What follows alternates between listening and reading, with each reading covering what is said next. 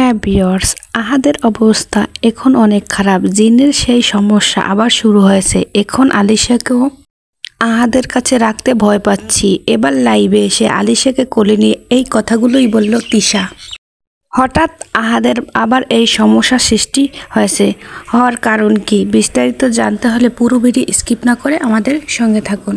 হ্যাঁ ভিউয়ার্স, তিশা তার একটা লাইভে এসে জানান আহাদ আবারও অসুস্থ হয়ে পড়েছে, সেজন্য নিজের মেয়ে আলিশাকেও কোলে আহাদের কাছে রাখতে ভয় পাচ্ছে তিশা।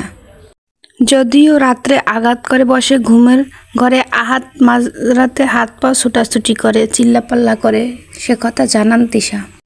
ঘুমের ঘরে মনে হয় ও অনেক ভয় পাচ্ছে, সেরকম বোঝা যাচ্ছে। এজন্য নিজের মেয়েকে নিজের কাছে রাখতে ভয় পাচ্ছি। আলিশা পুতুলকে তোর দাদির কাছে রাখছি, আমাকে ছাড়া ও ঘুমাতে চায় না, তিশা তাও জানালো।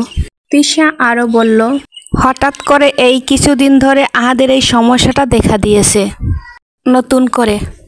আবার সমস্যাটা সৃষ্টি হয়েছে, রাতে একা একা কথা বলে, নানা রকমের কথা বলতে থাকে এবং তার হাত পা ছোটাছুটিও করে। হুজুরকে দেখিয়েছিলাম, হুজুর বলেছে কক্সবাজারে যাওয়াটাই সমস্যা হয়েছে।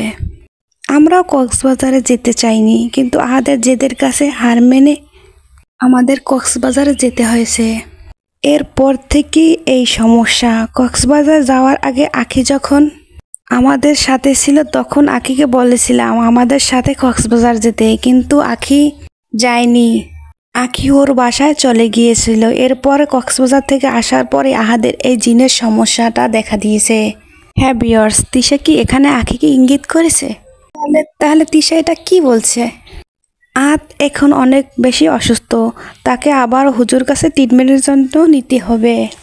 এখন আলিশাকে নিয়ে অনেক বেশি টেনশনে আছি। আলিশা অনেক বেশি ছোট, আমাকে ছাড়া থাকতে চায় না। আমি আলিশাকে নিজের কাছেও রাখতে পারি না আহাদের জন্য। যদি রাতে যদি আঘাত করে। হ্যাঁ ভিউয়ার্স, আহাদ তিশা আখিকে নিয়ে আপনাদের মতামত থাকলে অবশ্যই কমেন্ট করে জানাতে ভুলবেন না। ধন্যবাদ।